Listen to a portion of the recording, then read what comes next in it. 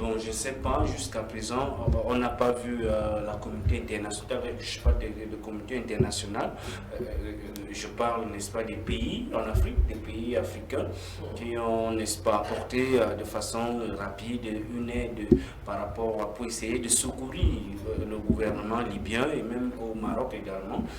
C'est la même, on parle au Maroc, il s'agit, n'est-ce pas, du séisme qui est arrivé de ce côté-là la semaine dernière, le week-end dernier, il s'agit bel et bien du 8 au 9, la nuit du 8 au 9, ravageant ainsi la plupart de la population.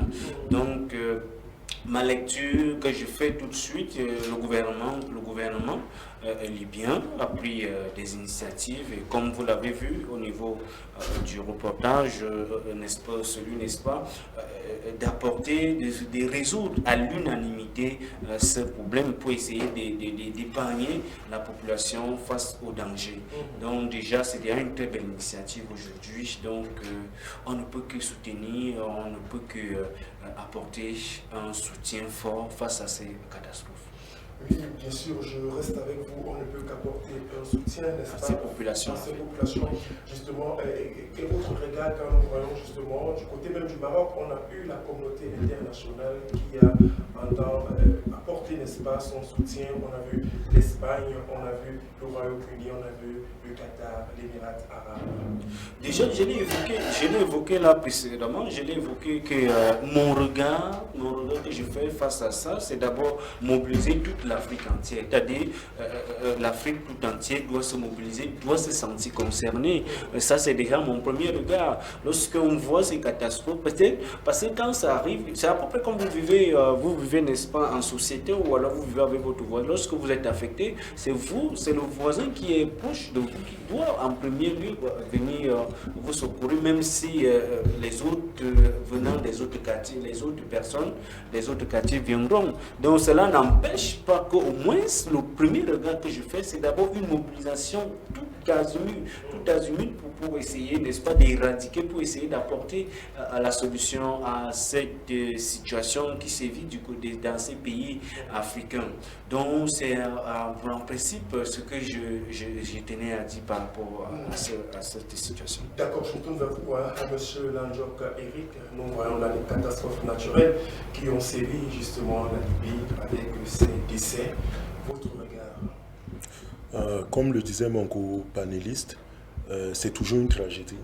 Lorsqu'il y a des vies humaines, on peut imaginer le désarroi des familles qui sont séparées, des mamans qui pleurent leurs enfants, des enfants qui ne savent pas où se trouvent leurs parents. Ce sont des événements assez violents.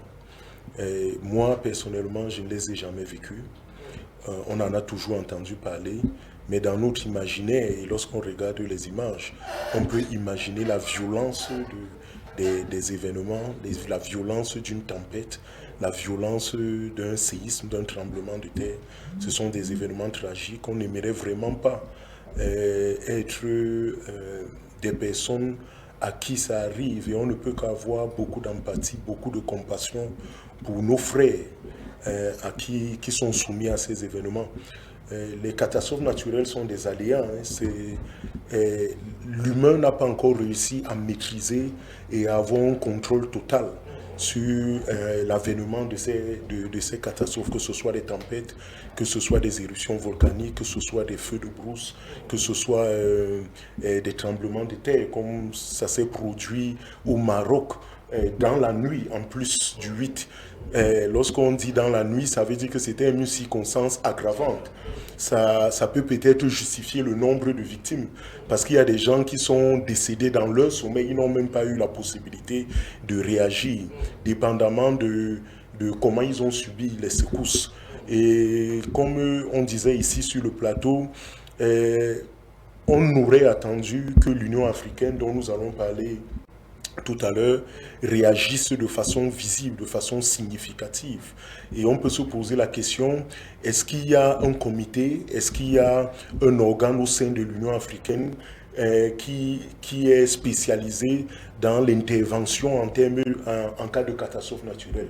Est-ce que si un pays, des 55 membres de l'Union africaine, est-ce que si un pays est touché comme la Libye, comme le Maroc, par une catastrophe naturelle, est-ce qu'il y a un mécanisme de secours en Afrique, au sein de l'Union africaine, en termes de secours matériel, en termes de secours humain même. On n'a pas vu une telle réaction. Peut-être elle a été faite, mais nous ne sommes pas informés. Il faut quand même qu'on prenne des gants en donnant ces informations. Mais nous saluons, que ce soit de près ou de loin, les partenaires qui ont, les pays qui ont bien voulu intervenir, apporter le secours matériel, le secours humain, et même les informations telles que les images satellitaires permettant d'expliquer et qui continuent à œuvrer aujourd'hui pour permettre de retrouver certaines vies humaines, si cela est encore possible. Mais vu le temps, c'est quasiment impossible de retrouver, de faire un sauvetage, si ce ne serait un miracle. Donc c'est le regard que nous avons par rapport à ces événements. Un regard de compassion, un regard de soutien, d'accompagnement face, n'est-ce pas, à ces catastrophes naturelles qui ont sévi, n'est-ce pas, le Maroc et même la Libye. Alors, je tourne toujours vers vous, monsieur Landjok Eric. Est-ce qu'on devrait s'y attendre vu la situation géographique, n'est-ce pas, du Maroc et de la Libye? Bien sûr, nous savons que le Maroc qui est en Afrique du Nord, le Maroc particulièrement, dans le nord du Maroc, est à la limite, à la frontière de la plaque tectonique entre la plaque africaine ou nubienne, telle qu'on l'appelle, et la plaque eurasienne. Ce qui fait qu'il y a beaucoup de mouvements et beaucoup d'activités sismiques au Maroc. Et si on entre dans l'histoire, parce que l'histoire nous permet souvent d'expliquer les événements du présent, nous allons nous rendre compte que le séisme le plus récent, c'était dans la province d'Al-Hoceima, qui a fait 628 morts, toujours au Maroc, au niveau du port de la Méditerranée.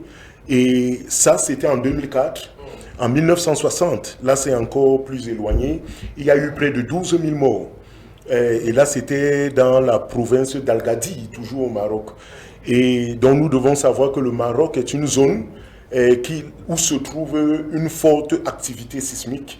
Et on devrait plus ou moins s'y attendre à ce qu'il y a beaucoup de failles, surtout au niveau le dernier séisme a eu lieu au niveau des montagnes, de la chaîne montagneuse de l'Atlas, là où il y a beaucoup de failles sismiques. Donc, normalement, les géologues, les autorités marocaines devraient quand même s'attendre à ce que d'un moment à l'autre, d'une période à l'autre, qu'il y ait ce genre d'événements qui sont des séismes et des tremblements de terre. D'accord, c'est compris, monsieur Landjok Eric. Nous allons, avec la complicité de la technique, aller prendre ce tout autre reportage qui nous présente les faits justement au Maroc et revenir pour la suite du débat. Pour soutenir les victimes du séisme au Maroc, la Croix-Rouge française lance un appel à la solidarité. Tous les dons seront utilisés localement par le Croissant Rouge marocain. France Média Monde s'associe à cet élan solidaire. Ensemble, nous pouvons reconstruire des vies et offrir un soutien indispensable à ceux dans le besoin.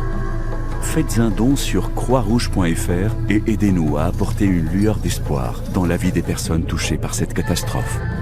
Merci pour votre solidarité.